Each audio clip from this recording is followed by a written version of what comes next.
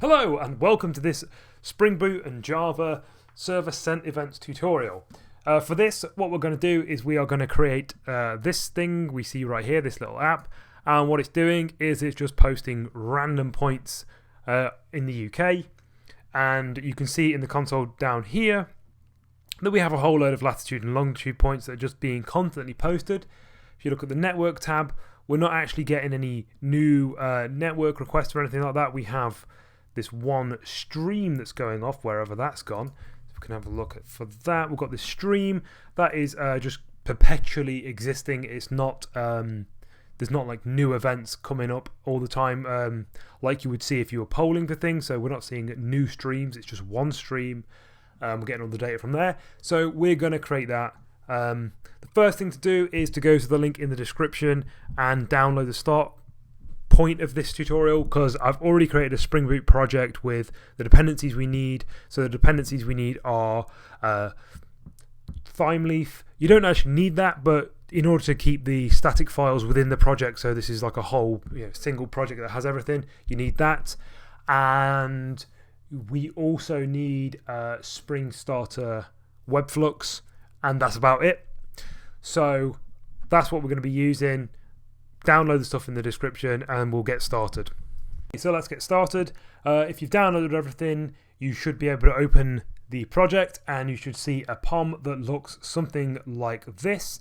Very few dependencies. We're running Java 11 Spring 2.3.1. If you want to follow along with this tutorial, I would recommend just keeping everything the same as things may change in the future. We've got Spring Boot Starter, Spring Boot Starter WebFlux, and Spring Boot Starter ThymeLeaf or ThymeLeaf or however the hell you pronounce that. And the static stuff we've got started as well. We've got an index file. The index file is literally doing nothing apart from loading the things we need to load the map. So we're using Leaflet.js to do that. And I'm not going to go into how we need to do Leaflet.js. That's out of the scope of this tutorial. We are also loading our JavaScript. The moment our JavaScript only contains a few basic functions for actually adding things to the map. Like I say, that's out of the scope of this tutorial. So we're going to create a map, add it to the DOM, then we are going to actually load everything we need to load, and then we can also add the points to the map as well. Really basic stuff here. We'll actually add some more to the JavaScript because I think that's more in scope for this tutorial than anything else. We are then just looking at a standard entry point for the application. Nothing yet there. So the first thing we should probably do is let's create a new package, and I'll call it model, and we'll go ahead and create a point class. Point class is literally just going to hold two things. It's going to hold the latitude and longitude for a point. So this is what's going to appear on the map. We'll make that final. And we'll do the same thing for longitude. And just give that a constructor. We don't want to give it any arguments because we're just going to randomly generate these points from a whole series of static points which I have saved. Let's go ahead and do this. We can say latitude is going to be equal to thread local random, and then we want to say .current next double, and then we are going to want to pass in a minimum and a maximum value for that. You don't have to do that, but for me I want everything to be appearing on the United Kingdom, because then we don't have to sort of look on the map to see where the points are going. We can just sort of see they're in the United Kingdom. So do the exact same thing again for the longitude, and I'm just going to paste the points that I'm going to have as my min and max. So these are ones I've saved from earlier. These are the min, latitude.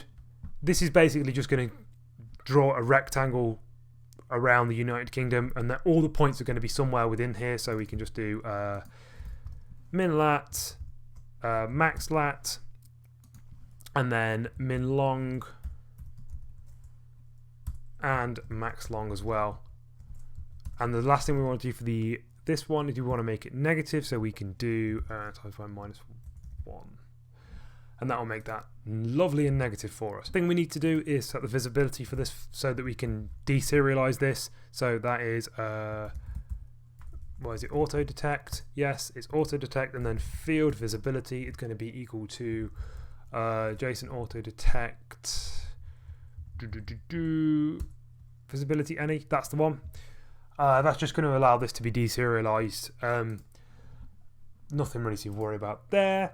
Okay, so now let's create a controller.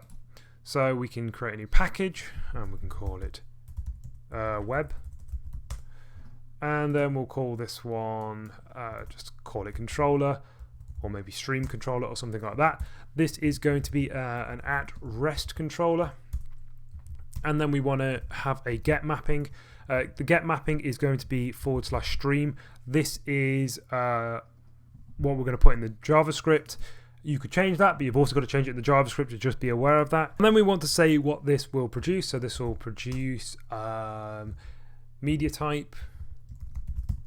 And then if we import that. Yes, we want the Spring Framework one. It should be text event stream value. There we go. And then we want to create the method. So this is going to be a public method that returns a flux of the type we want to return. So you could do anything here. You could do, you know, string. You could do any object you like. Obviously, we're going to be using the point that we've just created. We're going to return a flux of points. And we need to import these, obviously. And then what we can do is we can just call this a stream. This is going to take no parameters whatsoever. So what we could do here is we could defer this operation that we're going to do to a service if we liked. If we had some more complicated logic, we would do that.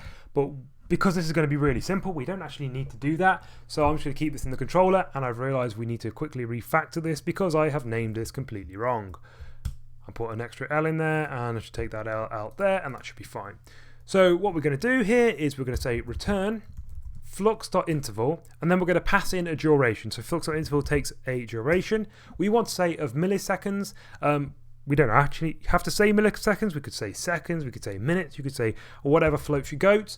It'll be totally fine. But what this is going to do is it's going to basically return and emit an item every 500 milliseconds or half a second. What we then need to do is we need to actually map what we want to emit. And to do this, we can simply use the .map function like a normal stream, and we can say interval, because that's what we're getting at the moment. We're getting this interval, but we're not actually going to use that, so we don't really care about that. What we're actually going to do here is we're going to say collections, singleton list, and just say new point. So what that's going to do for us is it's going to map to this flux, the items that are being emitted, a single list. Well, a list that contains a single point, and as we know from the looking at the points class earlier, the points are just going to have a random latitude and longitude point from anywhere in the UK. So this is nearly all good. All we need to do next is actually do a flat map iterable. So basically what we've got at the moment is we've got a whole series of things being emitted from the flux. What we need to do is we need to transform what's being emitted from the flux into something that's iterable, and luckily we have this flat map iterable method, and literally all we have to do here is we can just say, for example, we can say, should we call it stream, or it doesn't really matter what we're going to call it, because all we're going to do for this point is just going to say points to points, like that, and the flat map will do the flattening of this for us. Close that off, and that is all we need to do for the Java side of this. So let's move over to the JavaScript side of stuff. If you're a backend dev and don't want to do the JavaScript stuff, I would recommend dropping off now, because we're done for Java. I will be doing a video in the future of sort of how we would go about testing this sort of stuff. But for this, let's go to the JavaScript and let's start. So what we need to do is we need to actually use a JavaScript object called event source, and that's going to allow us to basically connect to our stream of events that we're getting, and then when we get an event, we'll be able to actually update the front end. So like I say, at the moment we've got this JavaScript here, and all this JavaScript is doing is just creating the map we want, and we've got stuff like this method here where we can just simply add a point to the map we've created. So what we are going to want to do is create a new class, and I'm just going to call it stream. And the constructor for this is going to take just an endpoint, i.e. the endpoint that we will be subscribing to. Remember from earlier, that's going to be /stream.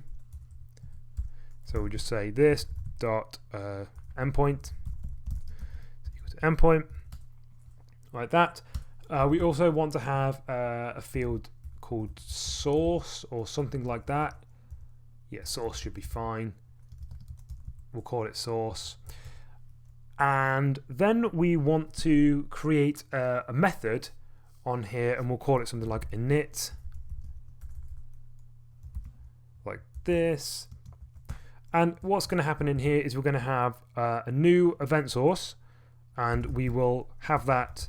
In fact, I'm going to call this event source, just so it's clear what the hell this is. Event source. We're going to say this dot event source is equal to a new event source, and we are going to pass in here the endpoint that we want to connect to. So this will be this dot endpoint.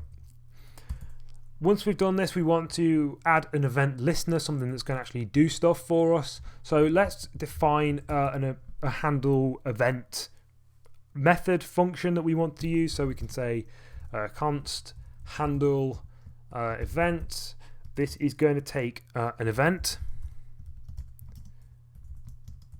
and what we're going to do with this is we are going to create the point object. So we're going to say const point, and the way we're going to do that is we're getting this event. This event will be JSON. So we're going to say JSON.parse and then event.data, so the data from the event. We are then going to simply say add point and just pass in that point that we've just passed. I also want to do a console.log here and just console.log that point.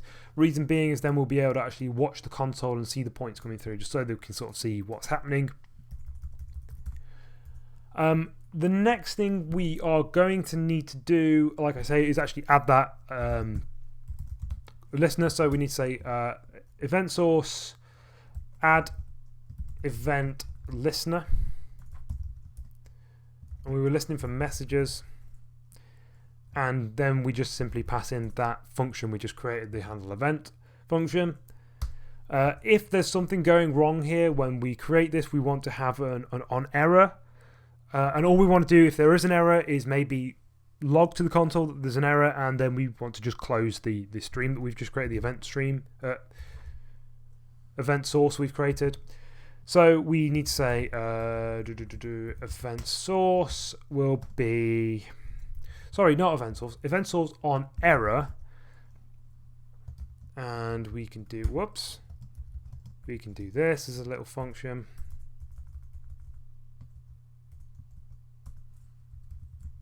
If you could type, we can do just this close and say something like, you know,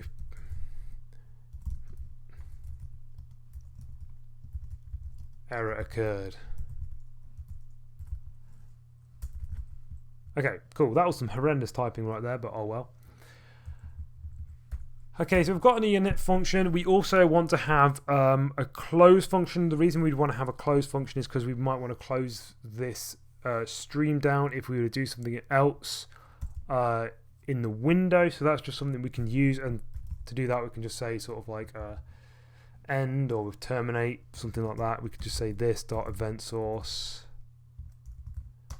dot close, so use that close method again,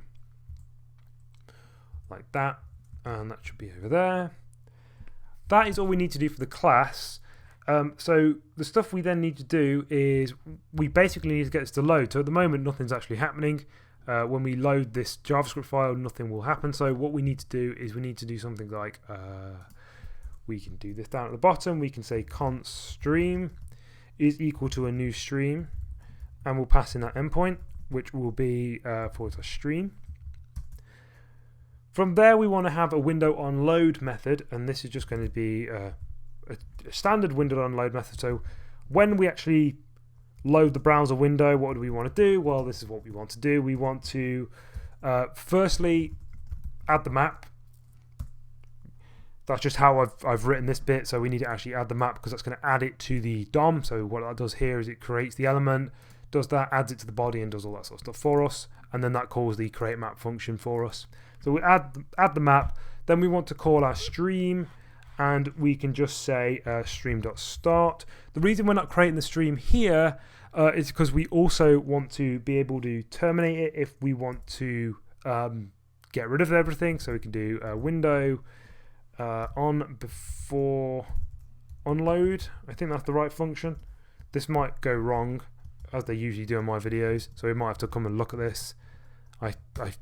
I feel this is wrong, but I'm not 100% sure why I think it's wrong. Yes, stream.end. We don't, I didn't say start, did I? I said start. We're going to call it init instead.